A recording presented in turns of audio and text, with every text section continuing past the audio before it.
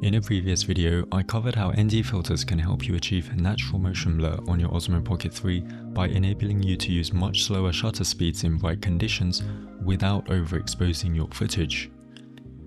ND filters, or neutral density filters, reduce the amount of light entering the lens, allowing for longer exposure times for photos or slower shutter speeds in videos. Now, the pack of K&F ND filters I bought also included a circular polarizing filter. This is another very popular type of filter which selectively blocks light waves oriented in certain directions, a property we call polarization. By doing so, it can reduce or eliminate reflections and glare in the scene. This can have a profound impact on your footage that can't be replicated in post-production. To put polarizing filters to the test and see what difference they make, I've spent the last week or so bringing it everywhere with me and testing it across some of the most common situations where polarizing filters are useful. But before I show you what difference polarizers make, let me quickly show you how to use them. Like the ND filters, these polarizing filters magnetically attach to the lens of the Osmo Pocket 3. However, they also feature a rotating dial which allows you to adjust the effectiveness of the polarizer. It's a bit tricky to explain in words, so let's jump to the first situation that calls for a polarizer: seeing through water.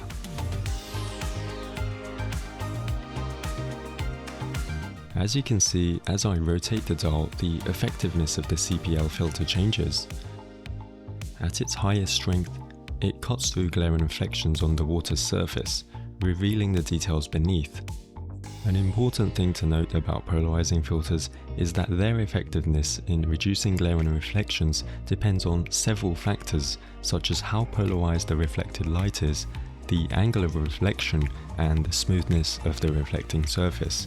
This is why it's better at reducing glare from calm water rather than rippling water, which reflects light from multiple angles and directions. Another very common reason to use a polarizing filter is to eliminate or at least reduce reflections coming off glass. Like with water, when light hits glass, it often reflects in a way that polarizes the light, which the filter can then block.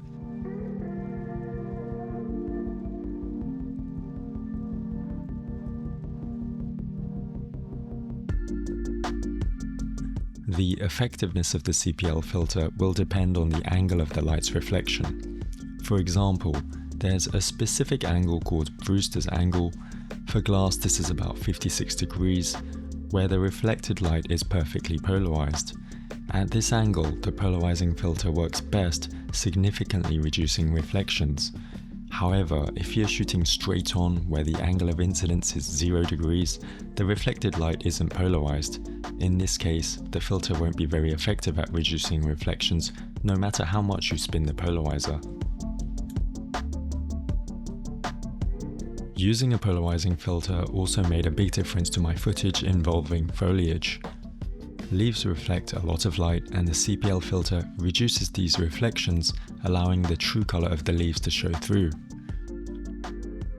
With less glare and more contrast, the footage often looks much more saturated, with richer and deeper greens. For demonstration purposes, I've mainly been rotating the dial to show the polarizing filter at its maximum effectiveness. However, in practice, you might want to rotate the filter slowly while observing the scene and stop at the point where the colors and contrast look the best to you. And this might not always be when the reflections and glare are reduced as much as possible. On my mirrorless camera, I sometimes use the polarizer to give a whitish, washed out sky some pop and make it look more blue, as well as enhance the details in the clouds. This is actually a very common reason to use a polarizing filter, to deepen your skies. However, I don't think this is a particularly good use case for a polarizing filter on the Osmo Pocket 3 for a couple of reasons. Firstly, the Osmo Pocket 3 already has a standard color profile with vivid and saturated colors, so the skies are already blue enough. Using a polarizer can often make the blues look too dark and unnatural. Secondly, the Osmo Pocket 3 has an ultra wide angle lens with a 20mm full frame equivalent focal length. Using polarizing filters with such wide angle lenses can cause the sky to have uneven tones. parts of the sky may appear deep blue while other parts look lighter. If you've done outdoor photography with a polarizing filter before, you might know about the 90 degree to the sun rule. This rule states that a polarizer is most effective at reducing haze and deepening the blue sky when the camera is positioned at a 90 degree angle relative to the sun. However, with an ultra-wide lens like the Osmo Pocket 3's, we're capturing a much broader expanse of the sky. This means that while part of the sky might be at that ideal 90 degree angle to the sun, other parts are not. The result is an uneven polarization effect across the frame. What you'll often see is a gradient effect in the sky. The deepest blue will appear directly in front of you, while the edges of the frame will show lighter blues. This uneven toning can look unnatural and distracting, especially in video where the effect might shift as you move the camera. Now, one important thing to note about polarizing filters is that while their purpose isn't to cut down light like ND filters, a side effect of using them is that they reduce the amount of light by about 1 to 2 stops. This means less light reaches the camera's sensor. During the day, this usually isn't a problem. However, in darker settings, using a polarizing filter can cause the camera to increase the ISO setting to compensate for reduced light, which can lead to more noise in your footage. So it's something to keep in mind when choosing when and where to use a CPL filter.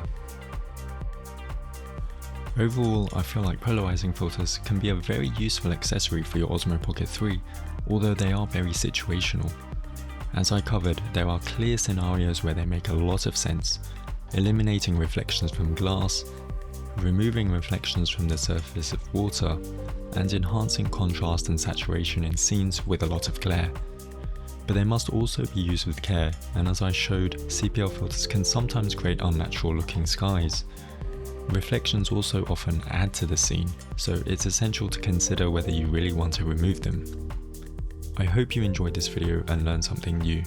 I'd love to hear your thoughts on polarizing filters and how you use them, because I've only recently started to experiment with them myself, so there may be details I've missed.